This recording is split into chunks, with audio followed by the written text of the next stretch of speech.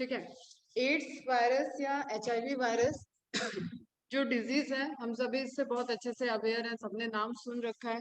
ये क्या है? एक्चुअली इम्यून सिस्टम को सप्रेस करने वाली डिजीज है। ये ऐसा कोई डिजीज नहीं कॉज कर रही है जिससे इंसान की डेथ हो जाए, लेकिन एक इंसान अगर एचआईवी इन्फेक्टेड है और उसको इन्फेक्शन इतना ज्यादा हो गया कि वो एड्स में कन्वर्ट हो गया है, एड्स, तो वो किसी और डिजीज से ससेप्टेबल हो जाएगा और किसी और मल्टीपल डिजीज के होने के उसके अंदर चांसेस बढ़ जाएंगे, और जिस वजह से उसकी किसी न किसी छोटी मोटी डिजीज से ही डेथ हो जाती। मीन्स 100% मोर्टेलिटी रेट है इसका।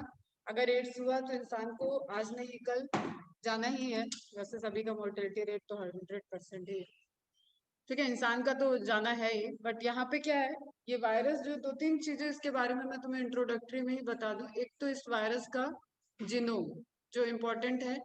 जीनोम इसका है SSRNA, लेकिन ये अपने आप में ऐसा वायरस रिपोर्टेड हुआ जिसके अंदर सिंगल स्टैंडर्ड आरएनए होने के बावजूद दो सिंगल स्टैंडर्ड आरएनए, मतलब you can't say double standard RNA, लेकिन इसके जीनोम में दो सिंगल स्टैंडर्ड आरएनए। ये चीज ध्यान में रखना, ठीक है। तो ये एक तरीके का डिप्लॉयड नेचर को शो करता है। ऐसा वायरस जो डिप्लॉयड नेचर को शो कर रहा है, और ये किस वजह से है? क्योंकि इसके पास दो जीनों में दो सिंगल स्टैंडर्ड आरएनए है। Is it clear? पहला पॉइंट ये। दूसरा, ये रेट्रोवायरस फैमिली का है, रेट्रोवायरस वायरस है। ठीक है, रेट्रोविरिडी फैमिली का है, रेट्रोवायरस वायरस है। इट मीन्स कि ये क्या कर सकता है? Reverse transcription. ठीक है, रेट्रोवायरस है, रिवर्स ट्रांसक्रिप्शन कर सकता है। ये दूसरी इंपॉर्टेंट बात है इसकी।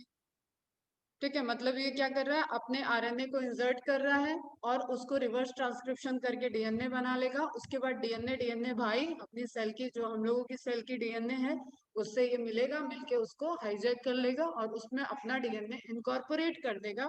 अब जब भी हमारा डीएनए ट्रांसक्राइब करेगा, अलोंग विद दैट वायरस का डीएनए भी ट्रांसक्राइब करेगा, और उससे वायरस का अगेन आरएनए बनता है, और वो अपनी जो डिमांड है उसकी प्रोटीन की सेल जो उसका कैप्सिड है वो सब सिंथेसाइज कराए। ठीक है, देखते हैं अभी वन बाय वन मैकेनिज्म को। जस्ट ओवरव्यू में, एक हो गया इसका जेनेटिक मटेरियल, बाहर इसके प्रोटीन का कैप्सिड है, स्पाइक्स प्रेजेंट है, जो वॉल है, जो लेयर है, दैट इज एनवेलप। जो हो गया, एनवेलप बना होता है लिपोप्रोटीन का, एंड स्पाइक बने होते हैं ग्लाइकोप्रोटीन के। एक ये चीज ध्यान में रखना है। एंड एक और इम्पोर्टेंट बात ये है कि ये जो सेल पे अटैक करता है वो होती है मैक्रोफाजेस। मैक्रोफाजेस कैसे हैं? फैगोसाइटिक या नॉन फैगोसाइटिक? मैक्रोफाजेस कैसे सेल है बेटा? फैगोसाइटिक सेल है या नॉन फैगोसाइटिक? Macrophages phagocytic. ठीक है, बल्क अमाउंट में फैगोसाइट कर रही है।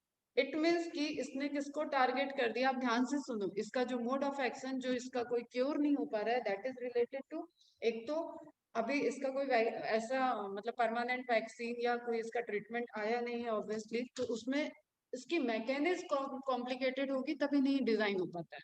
क्लियर? तो मैकेनिज्म इसकी क्या है? इसने टारगेट किया, अभी तक हमने जब भी पढ़ाया तुम्हें तो हमने बोला नॉन फेगोसाइटिक सेल को टारगेट किया, जैसे एनके सेल वगैरह को टारगेट किया। वो किसमें? कोरोना के केस में।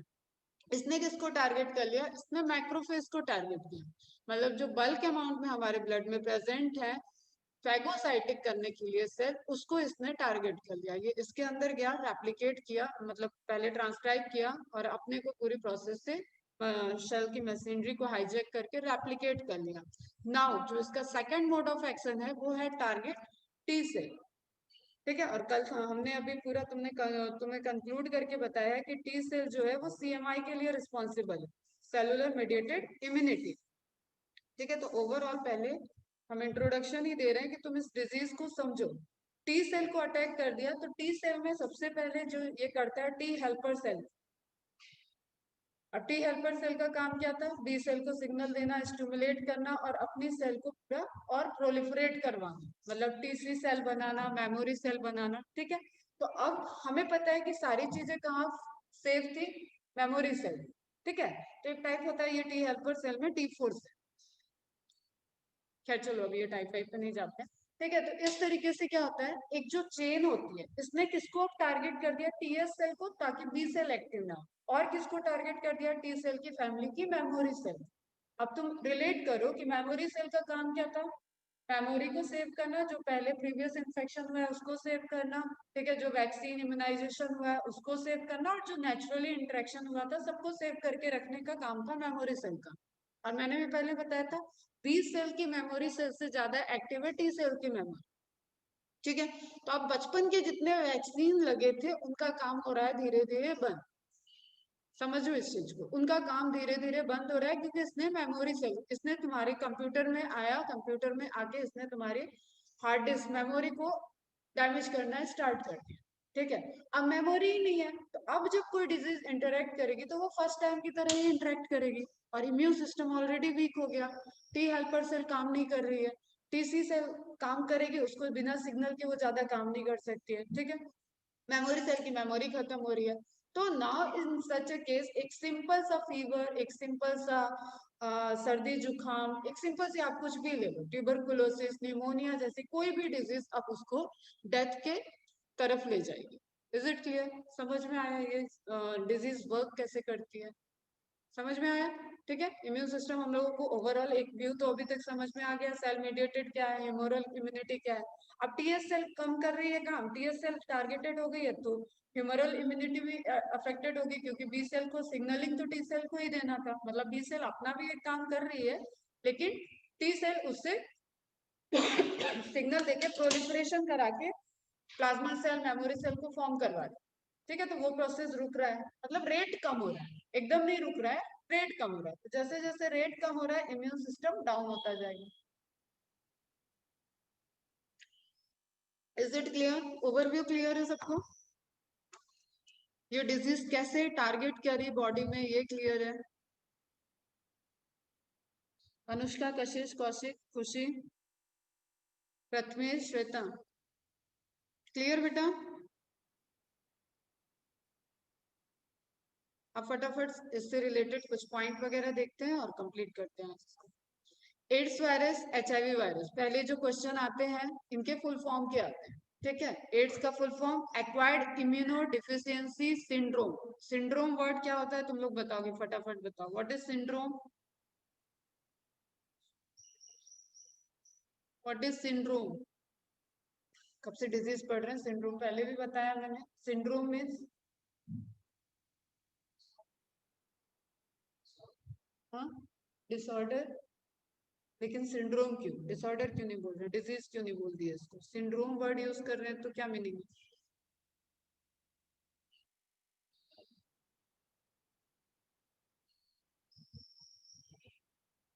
मल्टीपल डिजीज के सिम्टम्स दिखना सिंड्रोम है।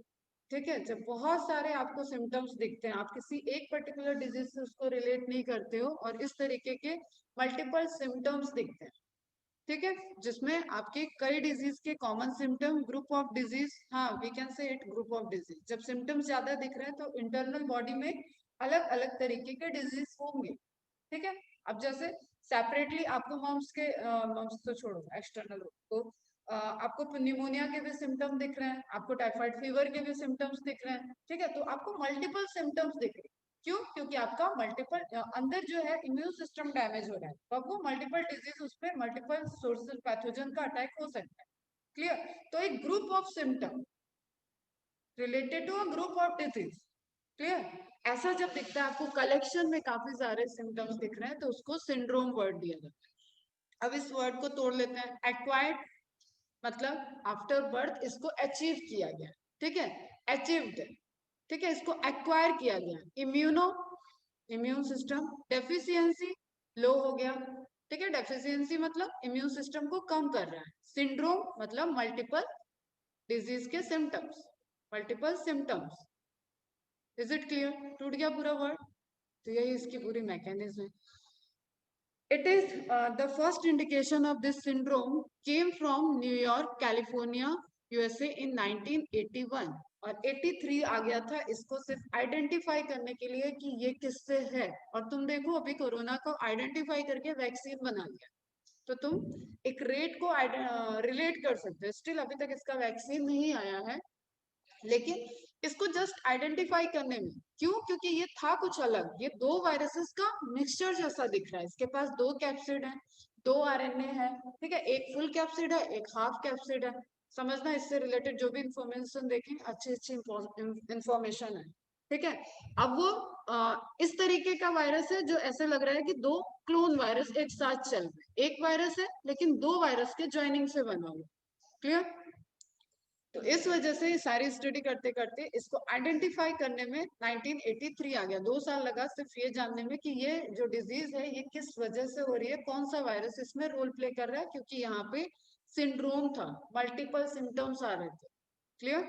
It is an infectious disease caused by a virus. In 1983 Luc Montagnier, important scientist है, रॉबर्ट गैलो, दोनों का नाम इंपॉर्टेंट है, first time isolated the causal organism of AIDS. He isolated a retrovirus from a West African patient. Africa से इसको isolate किया गया था।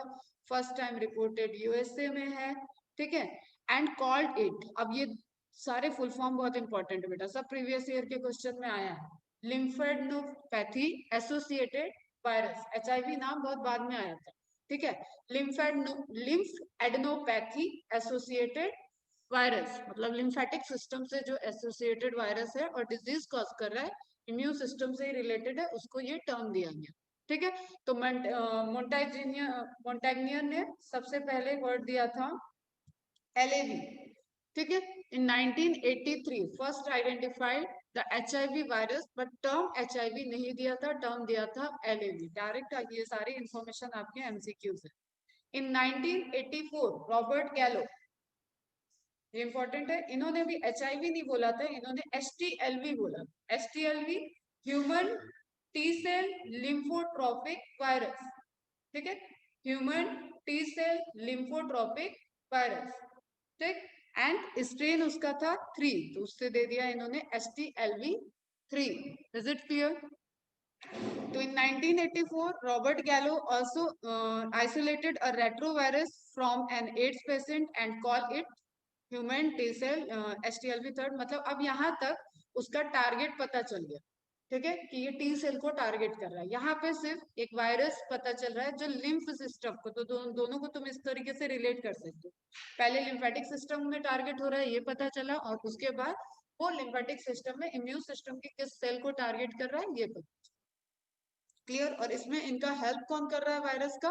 अपनी खुद की मैक्रोफेजेस सेल्फ हेल्प कर रही है, जिनके अंदर ये इंट्रासेलुलर, क्योंकि वायरसेस हम लोग को पता है intracellular viruses, all viruses are intracellular obligate parasite। ध्यान में रखना ये बात, ठीक है। अब ये इंट्रासेलुलर के लिए इसने जो टारगेट बनाया वो है माइक्रोफाज। माइक्रोफेजेस को ये अपना फैक्ट्री बना रही है, ठीक है, वहां अपनी प्रोडक्शन बढ़ा रहे हैं और उसके बाद ब्लड में आके टी सेल को टारगेट कर। इन 1986, अब 84 के बाद ध्यान में रखना है, 1986 international committee on viral nomenclature propose the name human immunodeficiency virus. पहले HIV होता है, फिर जब मल्टीपल सिम्टम्स आने लगते हैं, मल्टीपल डिजीज के सिम्टम्स आते हैं, तब उसको एड्स कहते हैं। और इस स्टेज में कम साल से लेके ज्यादा से ज्यादा साल तक मतलब कितना भी टाइम लग सकता है, इसका कोई एक पैरामीटर नहीं है कि इतने ही टाइम में ये सिम्टम्स दिखेंगे। इट मीन्स कि कौन सा फेज होता है, इन्फेक्शन कॉज होने से, इन्फेक्शन से इंटरेक्शन और सिम्टम दिखने के बीच के फेज को क्या बोलते हैं? Incubation period. वेरी गुड, ठीक है। तो जब तक आपको सिम्टम्स दिखते हैं और जब मल्टीपल सिम्टम्स दिखते हैं तब HIV को एड्स कहा जाता है। अदरवाइज इनिशियली एक लॉन्ग टाइम तक उसको HIV। Clear? Human immuno deficiency virus, इसका फुल फॉर्म इजी है, ये पूछेगा नहीं, और आपको प्रीवियस जो LMV वगैरह दिया गया उसका फुल फॉर्म आ जाता है। It attacks on T4 lymphocyte, T4 को रिलेट कर लेना TS से। अब जब आगे पढ़ोगे तो इम्यून सेल में TS cell, CDK cells, CD8, CD4, इस तरीके से डिफरेंट डिफरेंट सेल पढ़ना पड़ेगा। इंटरल्यूकिन में IL1, IL2, IL4, interferon, alpha, beta, gamma. तो इस तरीके से जब आप पर्टिकुलर डिजीज का पढ़ोगे इम्यून सिस्टम या किस तरीके से इम्यून अटैक कर रहा है, तो वहां पे आपको बहुत सारे डिफरेंट डिफरेंट सेल देखनी पड़ेगी। लेकिन अभी हम ब्रॉडर रिस्पेक्ट में देख रहे हैं तो टी सेल, बी सेल, इतना ध्यान रखो। It attacks on the T4 lymphocytes. The main feature of AIDS are follows. Lymphopenia. अब एक एक टर्म इंपॉर्टेंट है। डिक्रीज इन लिम्फोसाइट काउंट, ठीक है, लिम्फोसाइट काउंट डिक्रीज होगा। माइक्रोफेजेस पे अटैक हो रहा है, टी सेल पे अटैक हो रहा है, तो ओवरऑल क्या हो रहा है आपका लिम्फोसाइट सेल्स, लिम्फोसाइट सिर्फ टी सेल को भी ध्यान में रखो, टी सेल कम हो रहा है, क्लियर। और बी सेल प्रोलिफरेट नहीं कर रहा है, सिग्नलिंग नहीं जा रही है, उसको मल्टीपल कॉपीज नहीं बन रही है, तो वो भी कम ही है ऑलरेडी, ठीक है। तो selective T cell deficiency, T cell को टारगेट कर रहा है। Hyper gamma globulinemia, hyper gamma globulinemia, इसमें क्या होगा, हाइपर है, समझो इसको क्या है, इम्यूनोग्लोबुलिन की बात हो रही है, तो मतलब एंटीबॉडी का फॉर्मेशन बढ़ जाए, ठीक है, एंटीबॉडी आपको ज्यादा दिखेंगे। मतलब जब ये स्टार्ट होगा, इन्फेक्शन हो रहा है, तो शुरू में तो हमारे सेल लड़ेंगे, ठीक है। एक टाइम ऐसा रहेगा कि जो बी सेल है वो प्रोलिफरेट कर रही है, एकदम से तो सारी टी सेल खत्म नहीं हो जाएंगे, मिलियंस ऑफ नंबर है वहां पे, तो वो धीरे धीरे, इसीलिए सालों लग जाएंगे इसको पूरा एड्स कॉज करने। क्लियर कि इम्यून सिस्टम पर्टिकुलर जो इसके लिए वो कहते हैं ना कि एक क्या लाइन चला था टैग का, जानकारी ही बचाओ, ठीक है। तो मीन्स जितना आप अवेयर रहोगे, जितना इसको समझेंगे, लोग अवेयर होंगे, उतना HIV या एड्स से बच सकते हैं। ये पूरे अभियान जो चले थे बीच में काफी ज्यादा, तो उसमें क्या होगा, इनिशियली जब इन्फेक्शन हो रहा है, जब तक हमारा सिस्टम अच्छे से काम कर रहा है, तो वहां पे बहुत तेजी से प्रोलिफरेट होगा, तो अमाउंट ऑफ ग्लोबुलिन, ठीक है, अमाउंट ऑफ इम्यूनोग्लोबुलिन वो हाई हो जाएगा, तो उसी को बोल रहे हैं हाइपर गामा ग्लोबुलिनीमिया, ठीक है, हाइपर गामा ग्लोबुलिनीमिया, क्लियर। मतलब एंटीबॉडी का काउंट बढ़ जाएगा। और कौन सी एंटीबॉडी होंगी, ये इंपॉर्टेंट क्वेश्चन है, IgA एंड IgG, क्लियर। ये एंटीबॉडी इसके लिए सबसे ज्यादा रिस्पॉन्स शो करती है। डिक्रीज सेलुलर इम्यूनिटी, क्यों सेलुलर इम्यूनिटी मतलब CMI, सेल मेडिएटेड इम्यूनिटी, क्यों डिक्रीज हो रही है, क्योंकि टी सेल पे अटैक हुआ है। Common infections become very severe. अब जो टी सेल, वही मेमोरी सेल की बात है, मेमोरी सेल पे अटैक हो गया, तो जो भी आपको BCG DPT इनके टीके लग के मेमोरी सेल में सेव कराया गया था, वो सारे अब डिलीट हो, ठीक है। तो अब उनके सिम्टम्स दिखेंगे, कॉमन डिजीज सीवियर रूप ले लेंगे। HIV belongs to Retroviridae family. It is a spherical envelope virus, envelope जो होता है वो ध्यान रखना हमें लिपोप्रोटीन का बना। It is about 90 to 120 nanometer in size. It is the only virus that has diploid genome. ये important point है बेटा, और वो SSRNA है, ये ध्यान में रखना। It has two identical single-stranded RNA. Both RNA strands are exactly similar. The enzyme reverse transcriptase कौन सी प्रोसेस करेगा ये, इसको क्या बोलते हैं बेटा, RNA डिपेंडेंट, लिख लेना इस चीज को, DNA पॉलीमरेज, तोड़ो इसको, DNA पॉलीमरेज मतलब DNA का पॉलीमराइजेशन कराएगा, DNA के सिंथेसिस करेगा, किस पे डिपेंडेंट है, RNA के स्ट्रैंड पे। नॉर्मल जो होता है ट्रांसक्रिप्शन वो किससे होता है, DNA से RNA बनता है, तो वो DNA डिपेंडेंट DNA पॉलीमरेज होता है। ये क्या हो गया, RNA dependent DNA polymerase. Is it clear, ठीक है। तो द एंजाइम रिवर्स ट्रांसक्रिप्टेज मतलब ट्रांसक्रिप्शन को रिवर्स कर रहा है, RNA से DNA को बना रहा है, and that is RNA dependent DNA polymerase, clear, is present, which is the characteristic feature of retrovirus on the envelope। और ये कहाँ होगा, ये उसके एक्टिव होने के साथ ही उसके जो खुद की mRNA जो RNA थी वो इसको सिंथेसाइज कर देगा, तभी वो DNA में कन्वर्ट होगा, ठीक है। और ये सिंथेसिस, ये प्रोसेस वो सेल के अंदर आके कर रहा है। वायरस एक्टिव होगा जब होस्ट के अंदर आ जाए, वो अंदर आया, एक्टिव हुआ, तो उसने सबसे पहले जो उसकी मैकेनिज्म जो खुद का RNA था उससे रिवर्स ट्रांसक्रिप्टेज बनाया, रिवर्स ट्रांसक्रिप्टेज से उसने DNA बनाया, अब ये लोड वो खुद नहीं उठाना चाह रहा है, उसने क्या किया कि हमारे डीएनए के अंदर अपना डीएनए इंसर्ट कर दिया और उससे बाकी का फिर से ट्रांसक्रिप्शन ट्रांसलेशन करवा रहा है और अपने प्रोटीन्स को फॉर्म कर रहा है, अपने आरएनए को बना रहा है। तो जितना आरएनए और जितना एनवेलप उतने नंबर ऑफ वायरसेस बढ़ते जाएंगे सेल के अंदर। Clear? On the envelope of HIV, glycoproteinous spikes present. Crown मैंने बताया था कोरोना के भी टाइम में जो स्पाइक्स होते हैं सरफेस पे, ठीक है, वो ग्लाइकोप्रोटीन्स के मेनली बने होते हैं। तो ग्लाइकोप्रोटीन के स्पाइक्स सरफेस पे प्रेजेंट होंगे एनवेलप के बाहर की तरफ, मतलब एंड एनवेलप आपका लिपोप्रोटीन का बने। ठीक है, ध्यान रखना ये लिपोप्रोटीन और ग्लाइकोप्रोटीन, आ जाता है क्वेश्चन। एनवेलप लिपोप्रोटीन का और स्पाइक ग्लाइकोप्रोटीन का। तो HIV एनवेलप, HIV कैप्सिड, देखो एक इंटरनल कैप्सिड हो गया और एक ये इसका पूरा कैप्सिड। तो डबल कैप्सिड स्ट्रक्चर दिख रहा है, 2 आरएनए दिख रहे हैं, ठीक है, 2 आरएनए रहेंगे, डबल कैप्सिड स्ट्रक्चर है और ये अपने आप में एक वायरस है, लेकिन ये रिप्रेजेंट कर रहा है 2 वायरस जैसा, और एक कैप्सिड इसका हाफ होता है, एक पूरा फुल होता है। ठीक है, तो HIV एंजाइम्स में कौन सा आ गया? Reverse transcriptase enzyme. HIV envelope made up of lipoprotein, HIV capsid made up of protein, HIV RNA present है, HIV ग्लाइकोप्रोटीन, ये आपका क्या हो गया? स्पाइक। क्लियर? इसमें एक क्वेश्चन पहले भी आया हुआ है, GP120 जो मैक्रोफेजेस के टी सेल के सरफेस को, टी सेल को पहचानता है, वो रिसेप्टर कौन सा है? GP120 पॉइंट में है, नोट डाउन कर लेना। And GP41 transmembrane glycoprotein, ये बाइंड कर जाता है, मैक्रोफाज से बाइंड कर क्लियर? कोई भी वायरस है उसको एंट्री करने के लिए पैसेज खुलवाना पड़ेगा, तो वो रिसेप्टर पे बाइंड करेगा, सिग्नलिंग करेगा और जो प्रोटीन के चैनल अपने होते हैं वो ओपन हो जाएंगे और वो ट्रांसफर कर सकते। ये मैकेनिज्म होगी तभी एक वायरस इंट्रासेलुलर चला जाए। क्लियर बच्चा? ठीक है, फिर हमें यहाँ पे इस स्ट्रक्चर में दिख रहा है 2 RNA. Clear? Capsid, matrix and then spike और लिपिड मेम्ब्रेन। लिपिड मेम्ब्रेन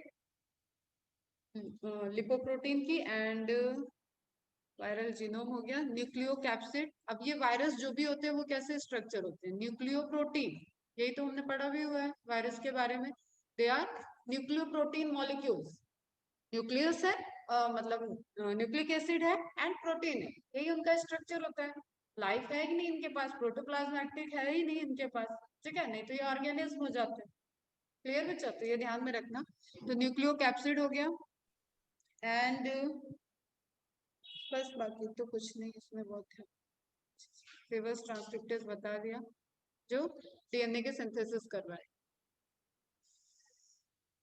अब जब टेस्ट करना हो, चलो टेस्ट की बात थोड़ा बाद में करते हैं, कुछ और चीजें पढ़ लेते हैं,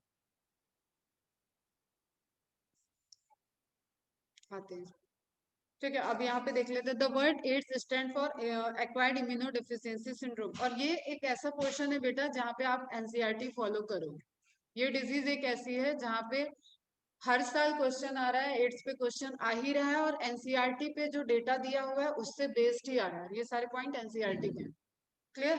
the word AIDS stand for the acquired immunodeficiency syndrome, common सा क्वेश्चन है और इससे रिलेटेड ही ऑप्शंस दिखेंगे, उसमें आपको राइट ऑप्शन पहचानना होगा। This means deficiency of immune system acquired during the lifetime of an individual, indicating that it is not a congenital disease. Congenital disease is what? NCERT के point है बेटा, बताओ। congenital मतलब जेनेटिकली ट्रांसफर हुई disease नहीं है, इसको acquire किया गया, आफ्टर बर्थ इसको लाइफ में एक्वायर किया। Syndrome means a group of symptoms. Clear? तो अब ग्रुप ऑफ डिजीज और ग्रुप ऑफ सिम्टम में से सिलेक्ट करना होगा अगर जस्ट सपोज, तो group of symptom is more accurate, क्योंकि बाहर से हम देख रहे हैं। अब वो सिम्टम, बहुत कई सारे सिम्टम हमने देखा ना ऐसे बीच में कि वो कई डिजीज के कॉमन सिम्टम भी होते हैं, तो हम डिजीज नहीं आइडेंटिफाई कर सकते हैं लेकिन हमें सिम्टम दिखते हैं, तो more appropriate is the symptom word for the syndrome. तो group of symptoms which generated of course by the group of disease. AIDS was first reported in 1981 and in last 25 years or so it has spread all over the world killing more than 25 million person. अब ये data पुराना है बेटा NCERT में, ठीक है। NCERT आपकी I think 2006 या 7 के बाद रिवाइज नहीं हुई है। एक पब्लिकेशन, एक पूरा रिवाइज होता है content, that is different thing. एक करेक्शन करके आपका न्यू एडिशन आता है, दैट इज डिफरेंट थिंग। ठीक है, बुक के केस में ये चीज ध्यान रखना। तो एनसीईआरटी जो बनी है वो आपकी 2006-7 में इस ईयर में बनी है। और जो पब्लिकेशन जो आप पढ़ते हैं ना, एडिशन, दैट इज एडिशन। तो ये डेटा आपका बहुत पुराना है और आई थिंक अब ये 50 मिलियन क्रॉस कर चुका है। ठीक है, 50 मिलियन 25 मिलियन कितना हो गया? 2.5 करोड़। ठीक है, 2.5 करोड़ मतलब 250 लाख। 1 मिलियन में 10, तो 250 लाख लोगों की मौत हो चुकी है इससे। 2.5 करोड़ लोग मर चुके थे, ये अकॉर्डिंग टू 2006-7 जब भी पब्लिश हुई थी तब का डेटा है। AIDS is a viral disease. तो एक चीज ध्यान में रखना, ये हम क्यों बता रहे हैं यहाँ पे, बस ये ध्यान में रखना कि इससे ऊपर का आपको डेटा पूछता है। अभी मैं देख के तुम्हें जो डेली पैरामीटर्स चलते हैं ना, काउंट चलते हैं, गूगल पे आता है डिजीज के काउंट वाले कि कितने केसेस रिपोर्टेड हुए हैं। एक डेटाबेस है, वहां से देख के एग्जैक्ट डेटा क्या है वो बता देंगे। तो मतलब इसके अपर साइड का भी आएगा, तो तुम्हें ध्यान में रखना है क्योंकि ये ओल्ड डेटा है। AIDS is a viral disease, जबकि बहुत सारा इंफॉर्मेशन है यहाँ पे, ये क्वेश्चन बनने का कोई सेंस नहीं बनता, लेकिन फिर भी आ गया तो ध्यान में रखें। AIDS is a viral disease caused by human immunodeficiency virus, a member of group of viruses called retrovirus which have an envelope enclosing the RNA genome। अब रेट्रोवायरस के लिए एक चीज ध्यान में रखना, रेट्रोवायरस फैमिली का आरएनए जो होता है वो होता है double stranded RNA. Retrovirus family का आरएनए जो होता है वो डबल स्ट्रैंडेड आरएनए होता है, लेकिन इसके पास क्या है, सिंगल स्ट्रैंडेड आरएनए और नंबर में 2 है। Clear?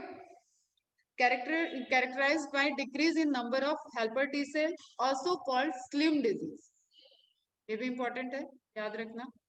First detected to homosexual males in USA 1981 at Disease Control Center Atlanta। Information दिया हुआ है, ध्यान में रखना। In India, first AIDS case was reported in 1986 from Chennai। Virus was named variously: SCLV3 human cell leukemia virus 3, HTLV3 human T lymphotrophic virus 3, LAV lymphoadenopathy associated virus, HIV1 most common in India। ये एक question बनता है, ये ध्यान में रखो। हाँ, congenital disease by birth,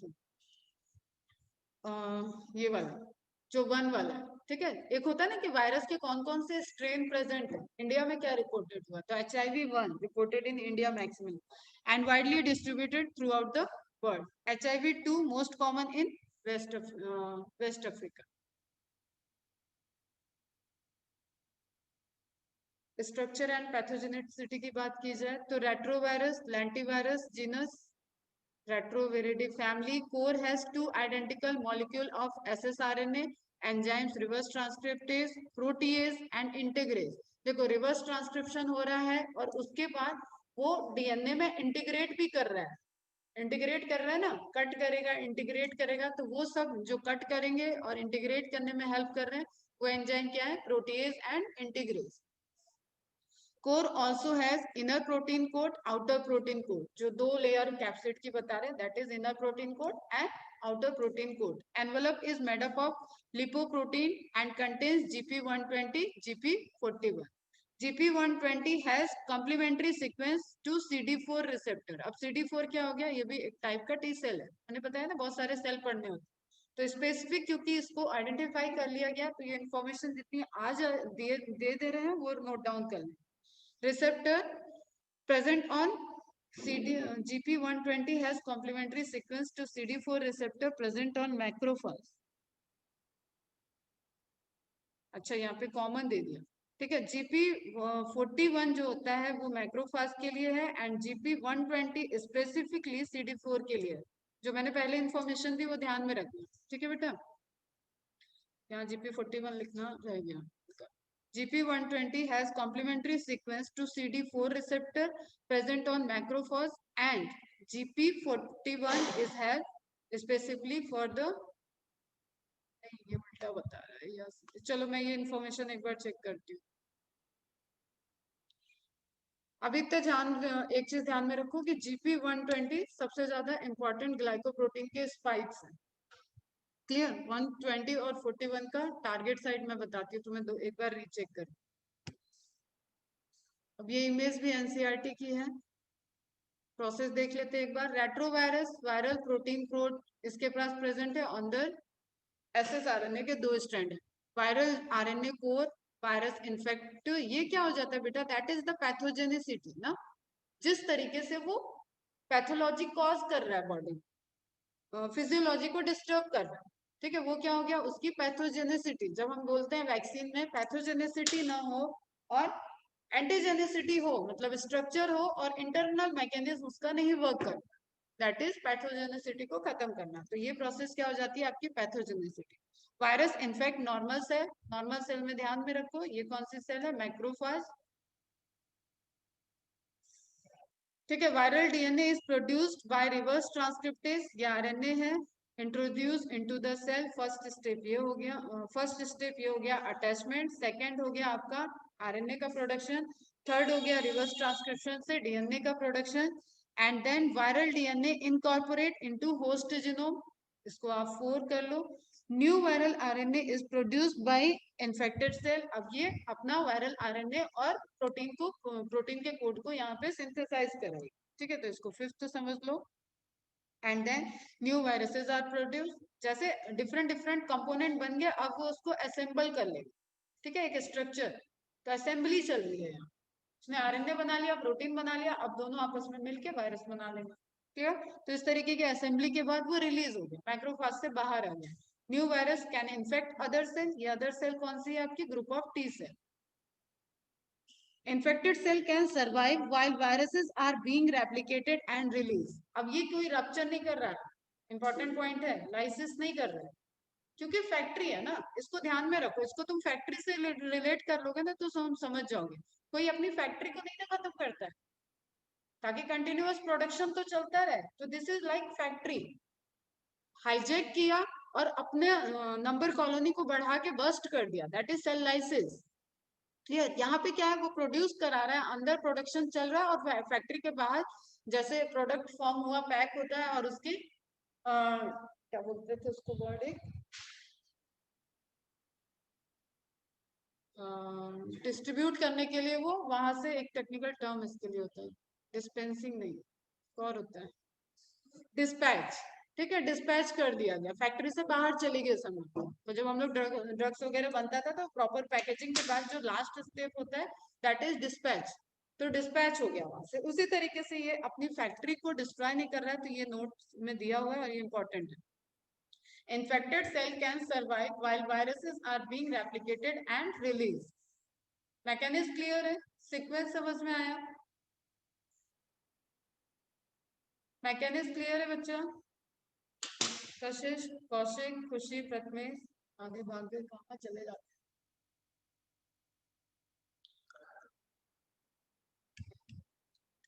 आज के मार्क्स देख के हम जरा बायो वाले बच्चों से बात करते। तुम लोग को भागना आ रहा है तो फिर मुझे भी भागना आता है। After getting into the body of the person, the virus enters into macrophages where RNA genome of the virus replicates to form viral DNA with the help of the enzyme reverse transcriptase. The viral DNA gets incorporated into host cell DNA and directs the infected cell to produce virus particle. Virus particle मतलब RNA और protein. Clear? The macrophages continue to produce viruses and in this way act like a HIV factory. Simultaneously, HIV enters into helper T cell, TS cell, replicates and produce progeny virus. और वहां पे भी replicate कर रहा है, attack कर रहा है, अपने को रेप्लिकेट कर रहा है, मैक्रोफाज में भी रेप्लिकेट कर रहा है। जहां जहां डीएनए उससे दोस्ती करता जा रहा है, एक होता है ना दोस्ती कर लिया, अब मेरे लिए तुम ये करो, एक होता है कि धमका के कर लो, तो दोनों काम ये करता जा रहा है। The progeny virus release in the blood attack other T helper cell. This is repeated, leading to a progressive decrease in the number of helper T lymphocyte in the body of the infected person. During this period, the person suffer from bouts of fever. मतलब बार बार उसको fever आ रहा है, diarrhoea हो रहा है and weight loss की problem आ रही है, लेकिन वो कितना भी टेस्ट कराएगा उसको कुछ समझ में नहीं आएगा कि हो क्या है। ठीक है, मतलब HIV हो चुका है इसको अब, क्योंकि ये सब दूसरे डिजीज के सिम्टम है। तो वो टाइम बिंग उसका ट्रीटमेंट कराएगा और ठीक हो जाएगा और आगे बढ़ेगा, लेकिन फिर से होगा उसको, तो ये साइकिल उसकी रिपीटेड चलने लगी कि बार बार ऐसा हो रहा है, दैट मीन्स कि फिर उसका सिवियर पूरा टेस्ट एलाइजा वगैरह डॉक्टर सेलेक्ट करते हैं, एलाइजा से अगर कंफर्म हुआ तो वेस्टर्न ब्लॉटिंग फाइनल जो टेस्ट होता है दैट इज वेस्टर्न ब्लॉटिंग, पहले भी बताया हुआ है ये मैंने। Due to decrease in the number of T helper cells, the person starts suffering from infections that could have been otherwise overcome, such as those due to bacteria, especially mycobacterium. Viruses, mycobacterium क्या cause कर देगा बेटा? Mainly TB. ठीक है, viruses, fungi में एक मैंने symptom बताया था, बताओ HIV से रिलेटेड क्या बताया था?